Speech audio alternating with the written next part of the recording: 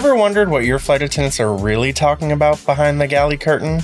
Welcome to Two Guys on a Plane, your go-to podcast for an insider look at flight attendant life. We're your hosts, Rich and Drew, and we're here to tell you what really goes on at 35,000 feet. So sit back, relax, we're ready for takeoff. All right, everybody, today is Veterans Day, and we are so excited to have a very special guest with us in studio to honor Veterans Day. Today's guest is Keturah Johnson, International Vice President of AFA-CWA. Keturah is a combat veteran, a flight attendant, a union leader, and a fierce advocate for equity, inclusion, and trans rights. She made history as the first queer woman of color and combat veteran elected to serve in her AFA-CWA role. In our conversation today, we'll explore her journey from military service to aviation and what it's like to be a queer person of color in union leadership. Welcome, Keturah. We're so excited to have you here today and to just have a great conversation with you. Normally, we start off talking about our day or our week or some crazy thing that's happened to us. So we want to start with you. Tell us your most memorable passenger experience or some wild flight that you've had, something crazy that happened to you while you were working as a flight attendant. Okay, well, there is this time that I actually met Joe Biden in the airport. I was walking back from dropping off a friend at a gate, and I was walking, and he had just come through security, and had his aviators on, and he was on the carts that they no longer allow in F terminal. And I just I don't know why, but in a British accent, was like, "Excuse me, sir, may I?" I love this. And he said, "Sure." And he took off his aviators, and his staff were leaned down. Now I get it. Leaned down and I think we took a selfie, and I was like, holy fuck. And I had my AFA pin on, and then I just walked to the gate. I was like, fuck yeah. That's amazing. I love this. He's here a lot, I think, or was here a lot. I mean, I forget that he lives so close to us here in Philly. He was eating at a non-union restaurant the other day, but. Oh, call him out for it. Hey, Philly's a union town. I love it. Philly is a union town. You're correct. So you do have to call him out for that. That's an amazing story. I love this. I love that you met him. So before all of your crazy aviation adventures and stories, your career started on the ground. Well, yeah, on the ground before aviation. You were in the military. So take us back kind of to the beginning about, who you are, where you're from, and then how you got into military and all that before aviation. Yeah, so I actually started, a lot of people don't know this, with LSU Sky Chefs. Oh, okay. I used to cater planes. So I actually come from Unite Here Local 274, which is Philadelphia hotel workers. And I just needed a change, I guess. And so I joined the military because, I don't know, I needed something to do. It was something that no one could tell you that you had to do it. My parents, that's the first question they asked you. Didn't anyone make you come here? No, you have to sign your own fucking papers, right? So, yes, it's a thing that I could do for myself. And so, I went through the military. I didn't know, why really I wanted to do it, but it was, something that I could challenge myself. And then after that, I started working at the airport. I remember that I wanted to be able to fly and travel. So I grew up overseas in Kenya for 17 years. A lot of people don't know this. Wow. I was adopted, actually, in Maryland, in Pennsylvania, but, adopted. My parents are doctors and missionaries, and so they felt it was God's call. Uprooted us, moved us to Kenya, and so that's where I got my love of travel from. And so when I moved back to the States, I always knew that I wanted to be able to travel and not pay for it. Right. And so I always tried to get into the airline industry however I could. The best perk. And so I ended up LSU Sky Chefs to get in, and then I started working as a ramp agent. And then as a ramp agent, I feel getting older now. Oh my gosh. The timeline's getting fuzzy. Oh my God. Time is a blur. But then there was some military stuff. I was in the National Guard. So 1 week in a month, 2 weeks in the summertime. Mm-hmm. And then while I was at Drexel going to school, I got out of the military.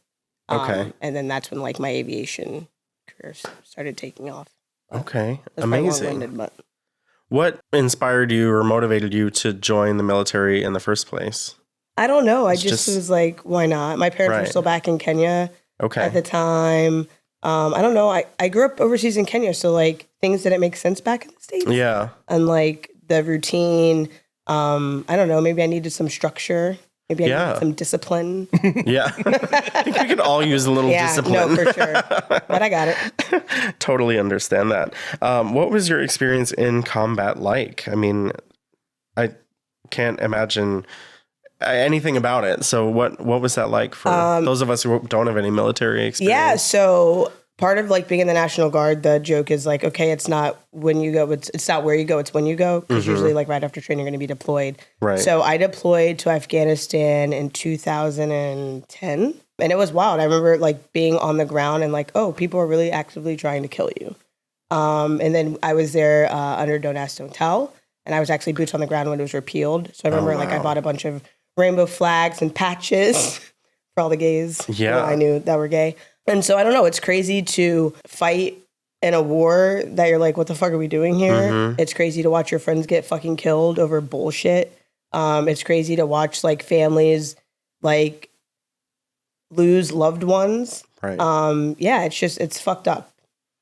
I mean, looking back now and knowing what's going on in the world, I even said to someone, if I was still in the military right now, oh my God, I would be like revolting from within. Like I would be, we'd be unionizing. What the fuck and that's what's crazy is for sure. Like we all thought it was fucked up then, you know, it's like now we look at where we are today and it's like 1,000 times more intense and more insane. Yeah. Well, and particularly with all the progress we had made and celebrations we were doing, you're talking about Don't Ask, Don't Tell being repealed. Like it had to be freeing to like finally be able to be yourself and represent your version of America in the Army, right? Yes. And now we're even taking that away, basically. I mean, no, they are. They're gutting trans right. On our Human Rights and Equity call, we just had a presentation talking about like the strip of veterans' rights and like the ban on trans rights and things like that, and how it's like this just like the repeal just happened. Like this is like an pretty recent history, very, very recent history to like have to go back. And so like, yeah, it's crazy that like I fought for our country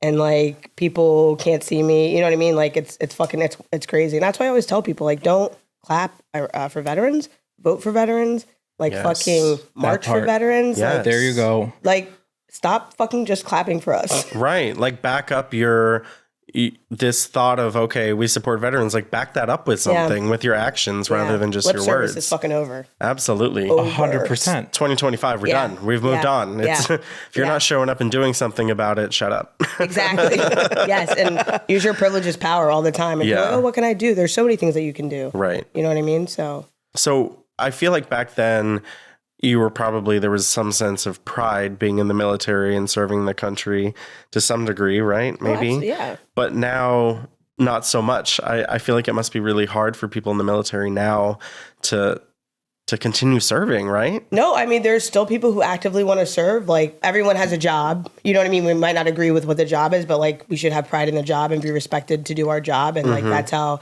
you know, trans folks in the military right now, like they're trans, they're queer, they want to be able to do their job, married, things that we want. It's funny to me. Right. Correct. And it's being stripped away and it's fucked up. And while, yes, they have a pride, some people, that's their choice. Their choice is to go into the military. Yeah. And so... Right, because your gender identity, your sexuality, those things don't change who you are as a human and whether or not you can do the job that you like signed up to do. And it's just wild to me that that's taken away from people who actively want to support and like protect our country and have for so many years and who have done it better than like so many other people that are there and with so much more integrity and are now being told that not only can they not do their job, but you don't get your health benefits, you don't get your retirement benefits, like all of that is taken away. For what? No. I remember when I first got in and we do our physicals and like, I remember like the doctor checking to make sure that I was female. Like that's like yes, that's the type of shit. Yes. I remember that. 2010 was not that long ago. This should not be a thing. It's just, it feels so cold and inhumane to treat somebody like that, you know, like to be that up close and personal and to feel like you have the right to make those judgments or check those things on a person. Like but you know, it's the military and we're the guinea pigs. And so they say we sign up and do like a lot of, you know, I remember getting like the first like anthrax sniff of you know what I mean? Like, we line us up and do that shit. They made you guys test anthrax? Yeah. Like we test a lot of shit. Like it's the military. Wow. I think that you sign papers, and that's why I'm like, yeah, this is fucking crazy, and that's why like now I say whatever the fuck I want because I am a combat veteran. Like, right, Yeah. whatever. I've earned my right. Yeah, right. Like, yeah, but like they line us up, like, oh, we're gonna. I remember they said we're gonna try it out. This new thing came out. It was like the first like the anthrax or something, or maybe it was I don't know, anthrax or flu, or whatever. We're guinea pigs. We can't say no. I'm not often speechless, but I'm like literally I don't even know where to go right now. Yeah. I'm like gobsmacked. I mean, that's, you hear stories about things, and, you know, as people who aren't in the military, we can only imagine what some of these experiences are like, and it sounds like it might be worse than we thought. Yeah. Everyone has a different, I mean, I was in the Army. I know the Marines do things differently. Right. The airmen or air people do things, you know what I mean? Like everyone does their own. There is their own little culture within like each us, branch you know of the what I mean? military. Our carriers have our own culture. Yeah, you're not kidding about that. Did those experiences, like, how, looking back at it now, how did that like shape your worldview, or like what takeaways do you have from that time in your life? I know growing up overseas definitely like shaped my life. Of course. Of seeing like I went to boarding school since I was 5 years old. And so like, I don't know, taking things for granted. For sure. Just like little things. Well, I'm still stuck on the fact my brain is not has not caught up from you being a guinea pig in the military. Yeah, this is wild to me. And I don't know how those sort of things, I mean, you mentioned it. You feel like you have a right to just be like, fuck off to everybody at this point. But there's no way that I mean, doesn't change your worldview. I mean, it can't. Your political affiliations, like all of it, it has to shape and change. Yeah, so I guess like now, like lip service is dead. I like my eyes are open to people who like say things, actions, you know, really need to be backing up people's words. You know what I mean? And like just being more awake to like what's going on. I remember my first hearing that I went to in DC, and I'm like, oh, this is what's happening. This is how people are wasting our fucking time and our money. Mm-hmm. Have no fucking idea what's going on. No idea. I was like, oh God, what the fuck? Yeah. What is happening? Are there any things about military life that you feel like kind of relate to being in the queer community? Yeah, I feel like there's a camaraderie like I feel like queers have, and like so all of the queer people that I know in the military, like I talk to on a daily basis, like those are my people. They're in Philly, they're around, we stay in touch with each other. So, but I feel like I was always out in the military. I was in the closet because but like I was out. I was accepted. And so everybody like, I knew. feel like everyone knew. Yeah. Okay. I had to cut my hair. I had locks and I had to cut my hair. My drill sergeant made me cut my hair. Well, I've heard this story, and it's fucked. It really is. I think you were talking about it recently at one of our board meetings, and I was literally in tears for you. Yeah. I can't imagine like the pain of that. Yeah. I mean, hair grows back. There's a song, I Am Not My Hair, but still. You're not, but like so much of our identity is built into like who we choose to represent ourselves as. Like that's hair, that's color, that's clothes. Like there's so many things that are built into that. And to have that piece like forced away from you was traumatizing. No. Yeah, for sure. And like, this is the second time growing my locks. And I remember like, okay, you strip me down and like, I'll build up in the military. But these are also things that I fight for now is like, people can wear whatever hair that they want. You know what I mean? Like crown act, what? You know what I mean? Like dressing however you want and things like that. You know, in the military, everyone has the same uniform, you know? Right. And I remember American Airlines, we did for a while at Piedmont. We did for a while. And so they recently changed it. So like gate agents and like females and males are different, but before everything was just the same and you couldn't tell. And so it's crazy that like you. Yeah.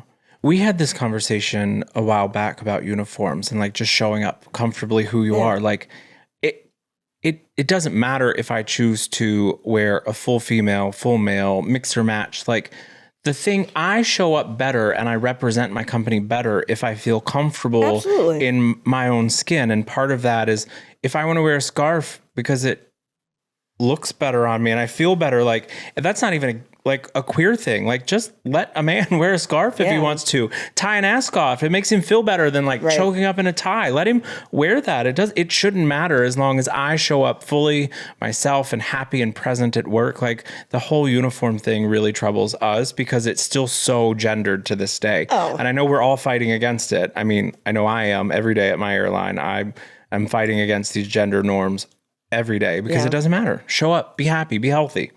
No, for sure. And I'm a big show up however, how I show up is how I show up. The reason that, so I wear the men's uniform at my airline. And the reason that I do that is because when we got the new collection, females had to wear scarves. Before you didn't have to. And I'm like, I will not wear a scarf. Right. So, and also I look fly in a tie. So why not? Yeah. Come on. It just shouldn't be that complicated. Like, you should just be able to wear what you feel comfortable wearing. You do Give your me these options, and then let me decide what I feel comfortable wearing. You know, it's a like cardigan, it's a blazer, and it's a pair of pants. Like, how you put them together shouldn't matter. It shouldn't matter. Like, we have airline guidelines, uniform guidelines. We're all fine to adhere to that. We'll follow your little rules, but you got to let us be ourselves within those guidelines. No, you know? for sure. So military life, stopped that. Did you go back to Drexel at that point? Yeah, so I didn't, but I used the money to go to Drexel. Gotcha. I take advantage of the benefits. Yeah, absolutely. I mean, everything you went through, you might as well. And tell your friends. Yeah. And then went back to airline life as a ramp agent. Ramp agent. Yeah. What was that like? It's hard work on the ramp. I remember when we were hired, it's any degree, any elements, be prepared. You know what I mean? And it's cold outside. It was great. I worked on the ramp for a few years. And then on my 1-year anniversary of being a manager, because I became a manager, I went to the all-call to become a flight attendant. They did whatever. And I got hired. And then I started flying. Yeah, that's kind of how it took off. Nice. I assume you liked being a flight attendant more than being on the ramp? Absolutely. Yeah. Yeah. Oh my gosh. They work hard down there.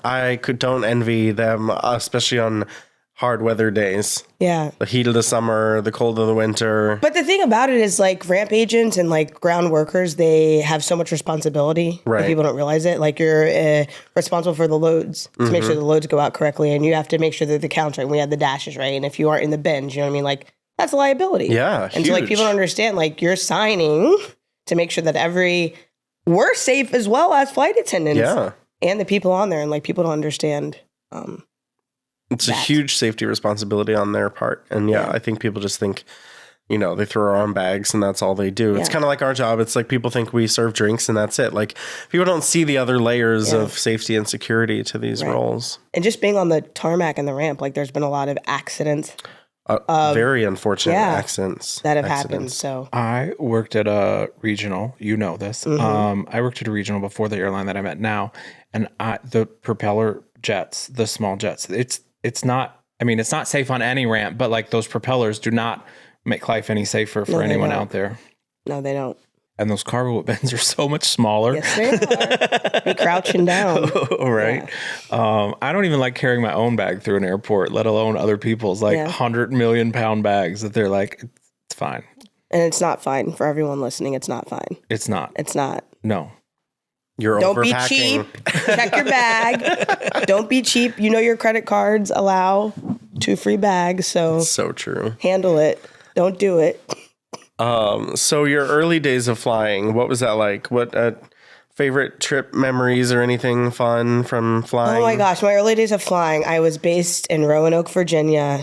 The ad said Philly. I was in Roanoke. Funny how that works out. I was in Roanoke with a crash pad with 4 other people. And then I learned I could call reserve and sit in Philly, and I was like, oh, what is this flight attendant? What is this life?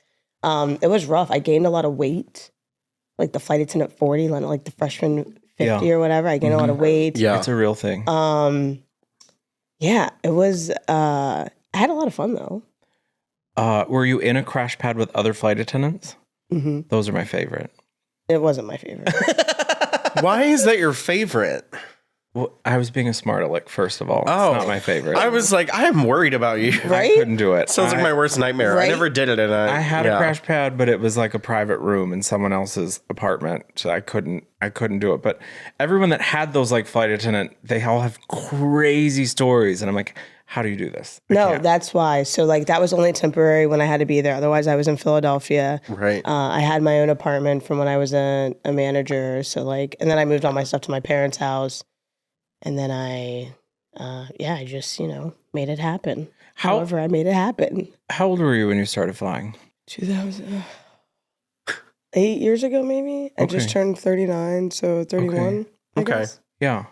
And at that point in life, too, like sharing a crash pad with other people, you're like, I'm too grown for this. Yeah, I was also in the military, and I had to like share like small quarters. Like I'm good. I'm done. Yeah. I've I'm good. I'm an moved adult on. now. Yeah, I'm good. I'm good. I was a baby when I started, and it was still no for me. Like fresh out of college, still couldn't do like that dorm life with all the flight attendants. Yeah. It was. And I was in boarding school. So like I'm good. You have done your You have time shared a with lot of shared space space I've with shared a lot of like people. I've shared over showers, there. I've shared all the things. Give me my space. Yeah. I don't blame you. No, but early flying was fine. I just my very first day in training, I came correct with like the things, my blush, my mascara, my lipstick, and some 2-inch heels, in fact. Because you had to. Because I had to, and then I was like, I'm not going to wear heels. And so they were like, okay, you can wear flats. I pushed back right away. Good. And so I was in flats by like the first day of training. That's good. Yeah. I'm glad you were able to win that battle because, airlines are still so strict about certain uniform guidelines. Yeah. It's crazy. Yeah. I'm assuming that was part of your motivation to get started with union work, but when did you first start getting involved with AFA and union work flight attendant wise? I know you were union in other jobs before, but specifically flight attendant stuff. I think the first time that I really got involved was the uniforms. For sure.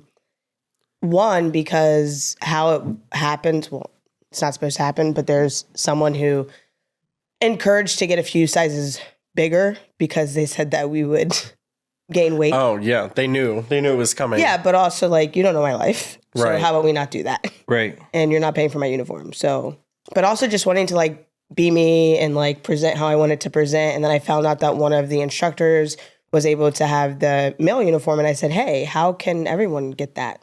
Right. Yeah. And so at first I had to like email my manager, and then they only opened the website for like a few hours. I'm like, this is ridiculous. And so fighting to make sure that everyone was able to like choose what they wanted to, but then telling everyone about it so that they could also go and be like, hey, was big. Yeah, because even when they do allow for these things to happen, they always make sure to add in red tape and hoops to jump through and things like that. They're not going to make it easy for you. No. They want you to really think about what you're doing and make you feel bad about it. It's like they're trying to shame people into not being themselves. Correct. And it's a problem. It's a huge problem. It's a huge problem. So we're fighting so that can happen and that shouldn't happen. And like, people should be able to like show up how they want as their authentic self, but be seen and respected just as that. And like, they can do their job. They do their job. Right. And throwing in a couple like gender neutral uniform pieces is not enough. Like, if you're listening, let people wear what they want to wear to work. Thank you. And maybe some sneakers sometimes too. Oh my God, I just ordered some sneakers for work. They're all black leather. I'm so excited Have for you them. seen some of these, like, it's usually the lower cost carriers, but like on international airlines, they have these like cute sporty suits with like the sneakers. They look good. They look comfortable. We represent they look one cute. that.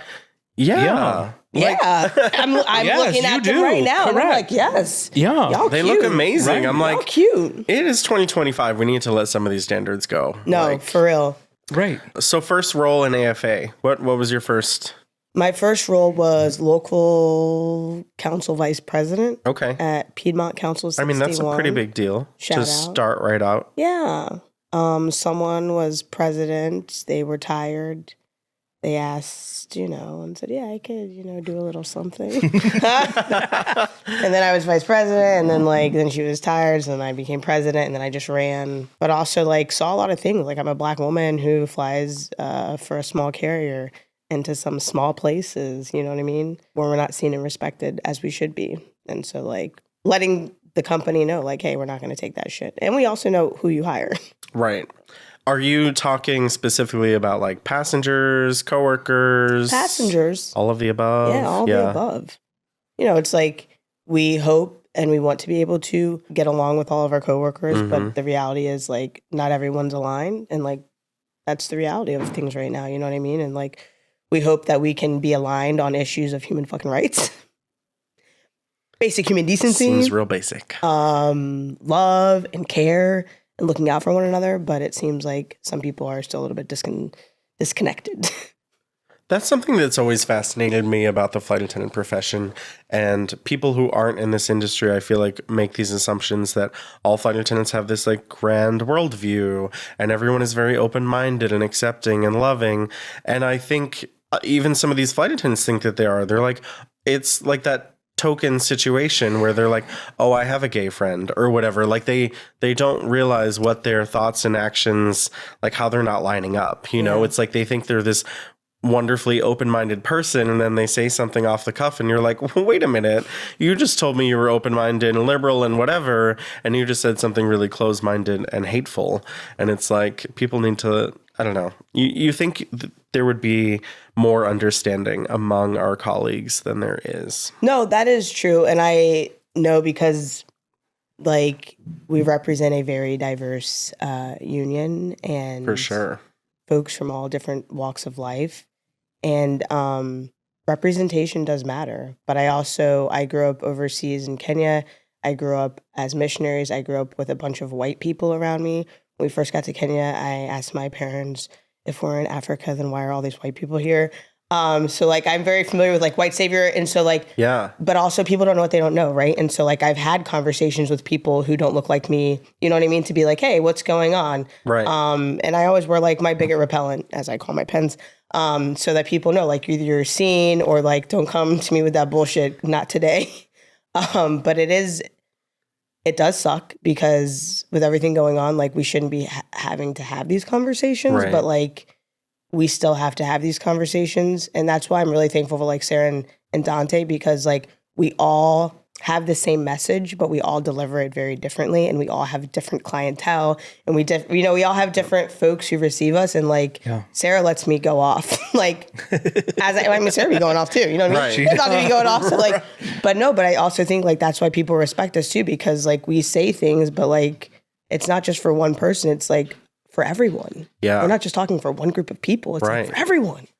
Yeah, and then you hit the nail on the head with the three of you delivering it differently and to different people, because different types of people are going to listen to you. Different types of people are going to listen to Sarah. Different types of people are going to listen to Dante. And you need all of those people to be represented in order for there to be change, because there's always going to be space for people like Sarah, and there always needs to be space for people like you. All the different types of voices need to be there in order to be heard by everybody.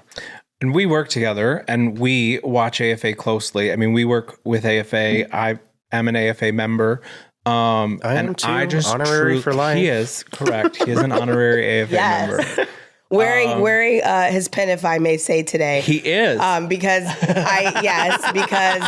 no shade, I be coming to my pens, but I heard what happened last time. I'm going to go there in a minute, but I truly applaud all three of you at the moment, because I really love that you celebrate each other's differences and the way that you all represent each other differently, because it's not no one's telling anyone else in the office to slow down or temper yourselves. You're all hyping each other up and being go out there and fight the way you fight. And I love to see that all of you are celebrating each other's personalities right now. No, thank you. It really makes me very happy. No, it's great. And I'd be texting Sarah when can I pop off? When shit, she's I've scheduled it for these hours. And truthfully, I love to see you in particular out in these streets. Like, honestly, you are on every picket line. There is no union activism that you're not. We talked with Sarah about building power, and I think she is a representation of that, but you are truly the embodiment of that for me, because I see you on every picket line. There is no cause that you are not ready to back or figure out how to back or how to support somebody to get their cause where they want it to go. And I'm such a fan, truthfully. Thank you. Yeah, adding on to that, I love it because people, our flight attendants love to say, like, where's our union? What are they doing? And I'm like, go to Keturah's Instagram. Have you seen her? She's out doing something right now, I promise you. She's fighting for somebody, with somebody, near somebody, about somebody. Like, it's happening out here right now. So, yeah, I love the visibility that you have brought to the union that I don't think we've seen before. Like, before this current, trio of you guys, I feel like you've just brought so much visibility to the table. Because literally all of you are out in the streets. I mean, Dante's out of the office more than he's in it at this point. You know what I mean? Yeah. I truly love to see how much you all are out there truly representing us. And, I'm going to move backwards. You were talking about your pins. Oh, yeah. I don't think people I think people forget how important it is because we all want to be represented. And I think, are you pulling out more pins? No, Yes. But there's special pins. Sorry, go There's ahead. no shortage of pins. Keturah's pulling out more pins. These are my favorite. I have one on my lunchbox and I get so many questions about it all the time. And I'm like, you just don't even know. You have no idea. But anyways, I love the pins. It's not even just the AFA ones. Like, I always have a rainbow one on me. I love that we have so many of the diversity pins these days because it really helps people to be seen and felt and heard. And, I wear a pronoun pin on my uniform. Yeah. Just because people need to know they're in a safe space. And like people recognize our pen. They know our pen. Here's a quick veteran pin plug. So for those of you listening, if you're a veteran and you fly, please reach out. I have a very special veteran pin that was created for veterans. So yes, please make sure that you get your veterans pin. That's amazing. I love that. I have one because I carry them with me. I almost wore it today for that reason because I was going to plug it. So I'm glad you have them with you. Yeah, for veterans only. Find yours. And that, respectfully, is why I did not wear it, because I am not a veteran and I did not feel like I had the right to put it on today. You did. He knows his place. I know my place in the world. No, but it's not for me. I carry them to hand out to people who are veterans, but I was going to wear one today and then I was like, should I wear it? And I was like, I don't think this is for me. And Rich was like, it's not. Don't do it. No, and just so that everyone knows, when you go online, there's a website, but like it's curated. So like you tell us a little bit about yourself, and then I send a handwritten card and a pen to your house. So that's amazing. It's not like just like this is special shit. I love that. Yeah, this is just like from my office only. Speaking of your office, following along on your AFA journey, you were the first queer woman of color elected to any office in AFA that high, right? Yes. It's been a crazy 3 years and some change. It all happened very quickly. I think I've said that this is the most respected and like disrespected I've ever like felt in a position. By like respected because like I get a lot of respect because of the position and things like that, but also disrespect because I'm a Black woman, and like disrespect like when they see Sarah or whatever, and then like Sarah will send them back to me, and then like they come back with their double tooth, but it's like basic human. It's been good. It's been tiring. It's been challenging. But it's been fucking fantastic. This is, I feel at home. I feel seen. I feel so fucking seen. But I feel honored to like make sure that other people can be seen, and respected, and like knowing that our union's like making change, and people are like, know about our union and know about like their rights and our job and our career. I think we often thank Sarah for that, but I think you have a lot you're a big part of this. And the fact that we are seen, because you're out so many places. Yeah. I mean, really working for people. Yeah. I mean, people, I don't know, I've lived a lot of lives, and like when people are hurting, like I feel fucking hurt, and like in Philly, people hurt. And so like all over right now, people are hurting. People are hurting in a way like we've never seen. Times are not good right now. they're not the best. No. No, they're really not. And people are really emboldened to just spew hate like they've never been emboldened before. And it's wild to watch. You talked a little bit about that with this role, like you're respected and disrespected more than you've ever been, like as a Black woman in this role. Like how do you cope with that? Like how do you take that in and continue doing what you're doing in face of that? Yeah, like I've lived a lot of lives. Like I've seen a lot of things. Like I'm a fucking veteran. I was adopted and found my biological family on my own. Like I've done a lot of things. And so like, what do they say? Sticks and stones, well, whatever. But like, yeah, people like, I don't know. I just don't let it bother me. People will learn. Yeah. I don't know. Might be a shitty answer, but.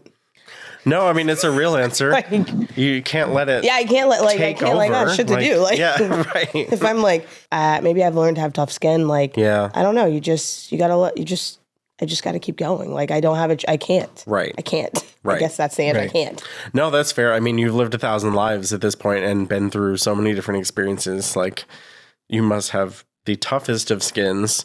I'm caught on they're going to learn because I know you as a human and I know you're teaching people. Like I've seen you out working and I know that it's not just they're going to learn because you are schooling people everywhere you go. Well, they're going to learn and then they're going to come correct. Correct. So I've been saying come correct or don't come at all. That's the motto right now. Like come correct or don't come at all. Right. Because what else are we doing, honestly? Right. I like that. I do. Because you should. Yeah. What are some things that you think we could be doing better to speak up in the workplace? I mean, they give us like trainings and modules and things, and those fall on deaf ears. Like the people that should be understanding those modules don't. What do you think are some good ways to like stop somebody in their tracks and be like, actually? I think people just need to start having conversations with each other. People are so afraid to talk because they're afraid of like saying the wrong thing, which is like, I appreciate you of being cautious, but but then if we're always going to be afraid, then are we ever going to like get past it? Education is great. Wearing things, speaking out, just saying something. Like if you see some fucked up shit, speak out on it. Like if you see someone being fucking misgendered, say something. Like if you know what I mean? If you see a person of color, you know what I mean? If you see people in vulnerable people in vulnerable situations, speak up and say something. And if you can, like I said, use your privilege as power. Wear a shirt, wear a pen. You know what I mean? Just like do whatever you can. Yeah, that's a good point, especially with our uniforms. Like pens are one of the few ways we have to express ourselves without, breaking some sort of crazy airline uniform rule. Yeah. So yeah. And speaking up, I think people don't realize how important speaking up is. And like you said, people are afraid to be wrong, but you have to sometimes say the wrong thing to learn, to get somewhere. Yeah. Like, I mean, as a white gay man, I feel like, you think, oh, I'm open-minded and I know all the things about something, and then you say something in your life, and it's like, sometimes you got to learn the hard way and be like, hello, there's other perspectives, there's other worldviews, and I feel like there's a lot of communities within the queer community, white gay men, that really just have this perspective sometimes that like they're, wait, what'd you say? I said, we can speak on it. Yeah. Like, but just like that, that they think, okay, well, I'm a gay man. I could never be, racist or transphobic or anything like that. And or vote for Trump. Or right. Exactly. And I think it's just, you've got to address those things and talk about them when you see them in order for people to change their perspective. I mean, people don't know what they don't know. But at a certain point, if you don't fucking know what's going on and you're not actively doing something to to like educate yourself or fight back, then we're like, that's when like 100% agree, because I think that's part of the work that you're doing, because I think that as flight attendants, a lot of us come from marginalized communities, and people don't realize that we get put in unsafe situations that we didn't really ask for. Like, I can't avoid going to a certain state, or that doesn't, accept me as a human.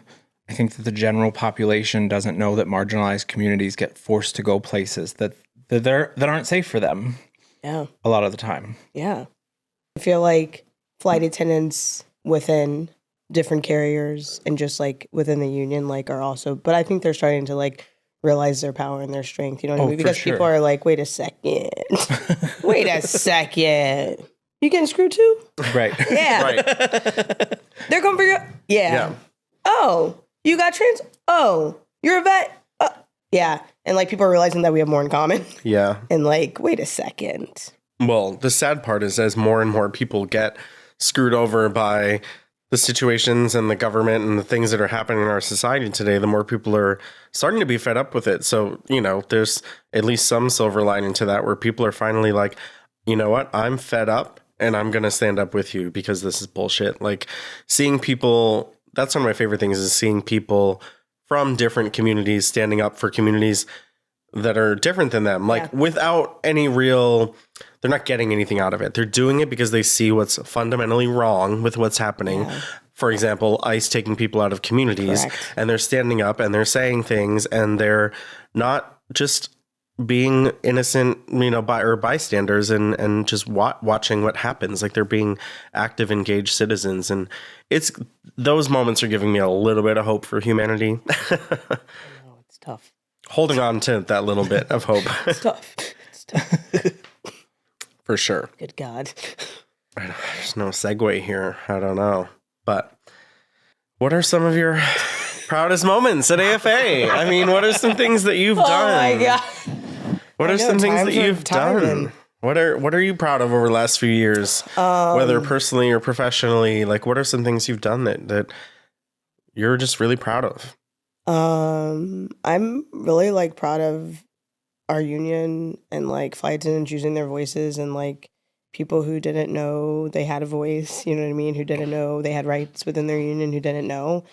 Our Human Rights and Equity Committee has been doing a lot of work to make sure that like people are seen. Mm-hmm. And like people think it's a gay committee. Like that was so gay. No, we do more than just like gay stuff. Right. But fighting back, like the passport ban was an issue with gender markers and like we were on top of that shit. Like it's our fucking livelihood. Like people forget. You know what I mean? Like we move everyone. We move people in and out, you know, and so letting people know that like we have power and like educating people about our job that people don't know, I think has been really great. But also just like seeing us come together through the past year since the crash happened in January, since like everything of just like attacks on our union, personal attacks on like friends that we love, you know what I mean? And just like seeing people like stand up and like the conversation we just had about like how not everyone's aligned and like seeing people be able to like show up for people, even if they don't understand why right now. Yes. And then like using that to help them. I think I say sometimes like we got to like drag people and then like pull them as much as we can because like people are tired. It's exhausting and we have to keep going because it's like, it's never ending. Right. Yeah. And not everybody has that privilege to just be like, it is what it is. Like a lot of people have to continue fighting even when they're exhausted and don't feel like they can go on anymore. Yeah. And we all have to keep fighting with those people. Yeah, for sure. I don't want to keep fangirling over here, but the HRE committee is one of my favorite things that you do. I've personally learned a lot. Like I kind of alluded to it earlier, but going places we don't necessarily want to go. Like as a female going into places that you're not respected, your body's not respected. Like if something happens to you and you have to go to a hospital in a place where you have to make, decisions, like the awareness that committee has brought even to me about that issue, like bathrooms in airports and people just feeling safe to go to bathrooms. I mean, we did a whole campaign on finding gender neutral bathrooms in airports. Yep. Kansas City is great, by the way. Oh, are they? Oh my gosh, yes. Okay. That's great to know. Like big and bold, gender neutral restrooms, like I love that because they're generally like hidden inside of a gendered bathroom. It's funny you mention that because I've had a lot of Kansas City layovers this year and I walk by them and I have flown with so many crew members that have said something like, well, does it need to be whatever? And I was like, why does this affect you? How is this affecting you? Did the toilet even a need little to be bit? Gendered in the first place? Right. Truthfully. And drives us nuts anyway. When you go to like those restaurants or places that have 2 just single-use bathrooms, and it's like, why is one of these female and one of these male? Why does the bathroom need to have a gender? So a lot of places are changing. They are. Just use whatever fucking bathroom you want. Oh, yep. Well, do you have any advice or words of wisdom that you would give to any, let's say, new hire flight attendants or aspiring flight attendants for how to do this job in this crazy world that we live in? Things you wish you knew when you started? Ooh, definitely wear your pen. That's like a given. I remember I put mine on right after my new hire class. Kept that shit on ever since. Get involved in your union. If you have issues, bring them forward. Yeah. Advocate for yourself. Yeah. It's the best thing you can do. Use your voice. Use your voice. Use your voice. Use your voice. Yeah. Well, you said Sarah always gives you a chance to go off. Before we wrap up our show, is there anything you want to go off about? I mean, there's so many things that I want to go off about, but I mean, there are some things that I always say, which is protect trans folks, flight attendants save lives, respect veterans.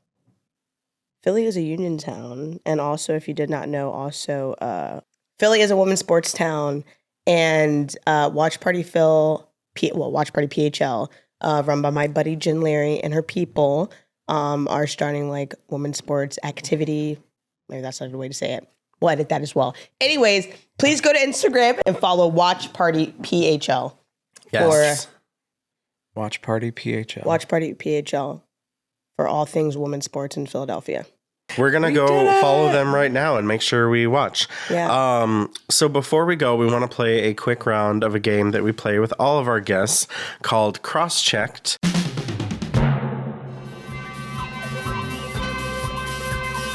And we are going to give you 10 rapid fire questions. Just say the first thing that comes to your mind. Are you ready? All right. Window or aisle? Aisle. Airbus or Boeing?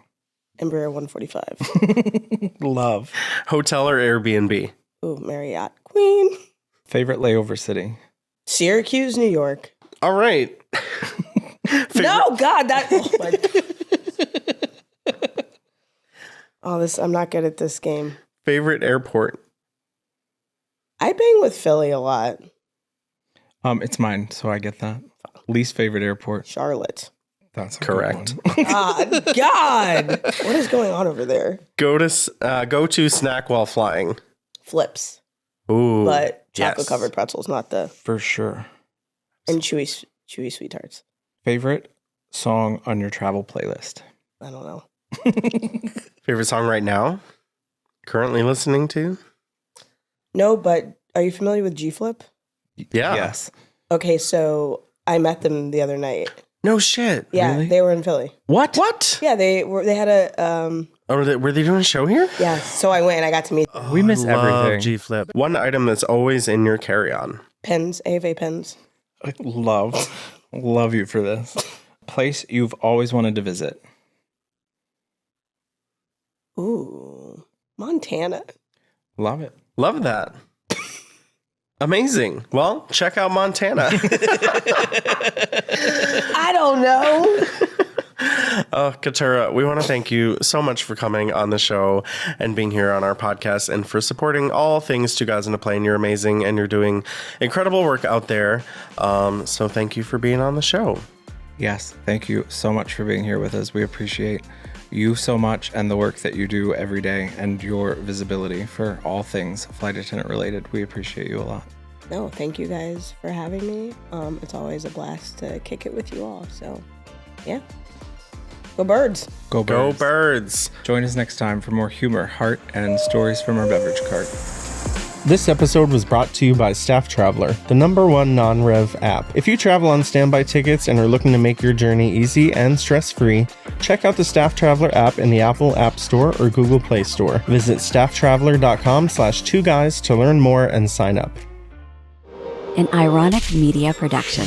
Visit us at ironickmedia.com.